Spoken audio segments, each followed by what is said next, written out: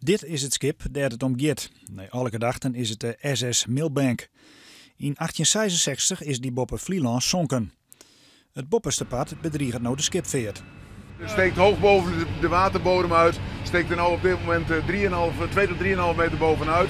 En die delen moeten gewoon vlak met het zandbodem. Ja, en dan is het weer volledig op orde.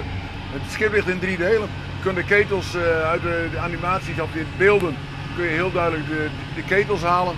En het schip is gebroken. Dat is ook uit de beelden van de metingen te halen. Voor de aannemer is het een mooie, maar ook drege put. Het schip leidt op 13 meter diepte. Je hebt te maken met werk op zee. En dat is sowieso altijd lastig. Rekening houden met weersomstandigheden. En de diepte van het schip is ook iets waar we goed over na moesten denken van tevoren. Het grootste pad van het schip bloot dus lissen. Dat omheen heljen is net mogelijk. Het schip is rond de 80 meter. En ja, dan is het ook te oud en vol met zand. Dat het gewoon niet te tillen is qua massa. En ze maken nu al gaten in het schip om hem gedeeltelijk op te kunnen tillen.